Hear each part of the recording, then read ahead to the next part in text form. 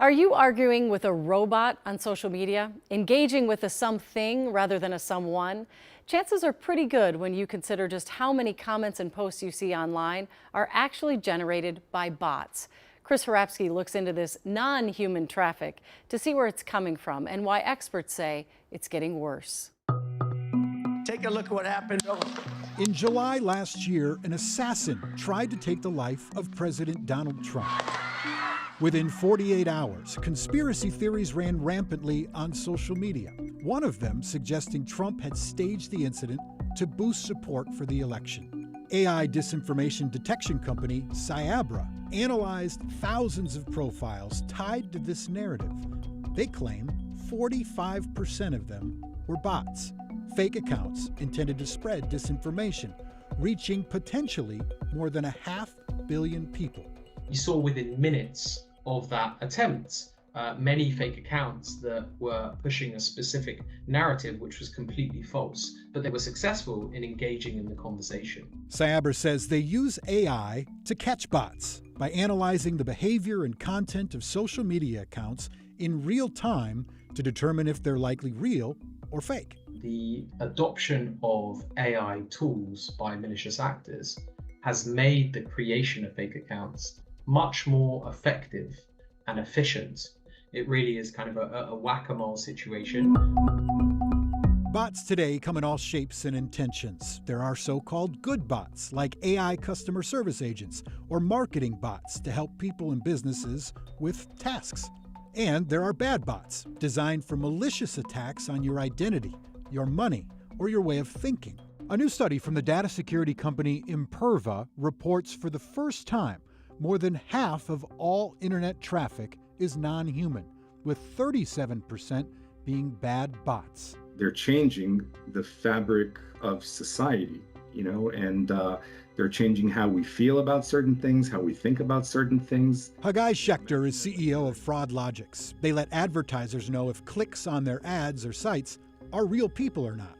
He says bad bots have matured, able to think and chat on their own, learning what gets a reaction with each interaction. Imagine that you're in a room with 1,000 people and then somebody says something and the whole crowd just starts clapping, and that kind of affects how you might feel about that, right? You might say, oh, maybe the guy's right, he's got a point. You ever scroll on social media and think, that's gotta be a bot?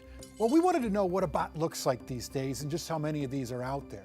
So we asked Cyabra if we could use their software to analyze a few KARE 11 posts that got a lot of comments. For this one, posted on X about the deportation of an immigrant convicted of fraud, Cyabra's analysis found 225 inauthentic accounts, meaning they have a high degree of confidence that 36% of all the comments on the post are bots. The report claims that most of these comments had a negative sentiment against the deportee. The report pointed out specific account examples. One named Anon White Dude 2 deleted the account when we reached out.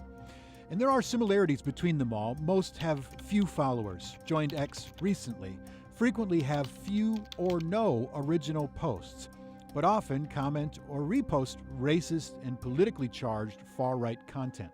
The problem for you and me, not even experts agree that these are bots. I think it's far more likely than not that a non-white guy is a real person living somewhere in Minnesota. But it's difficult for the average person to really tell for sure. Professor Darren Linville is co-director of the Media Forensics Hub at Clemson University. He believes Cyabra's bot estimates are inflated. It's absolutely in their benefit to overstate the problem. Cyabra says it stands by its numbers and its regular accuracy tests from third parties.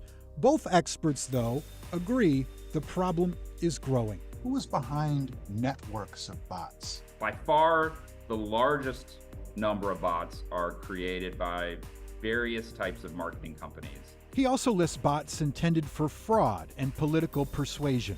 Linville's research identified a network of bots during the 2024 election, creating more than 130,000 posts, targeting 5 U.S. Senate races, 1 House race, and the presidential election. Is it illegal? It's not illegal. It's against platform policy. The simple act of creating a fake account and, engaging in political propaganda on either the left or right is perfectly legal. That is, unless the activity comes from foreign state actors. Then Linville says this activity breaks the law. If it wanted, could the leaders at X, Facebook, Instagram, TikTok, etc., stop all bots from being created on their platforms? Absolutely not. And they wouldn't want to. The platforms do create policies that encourage the existence of more accounts at the end of the day because it makes the platform look more popular.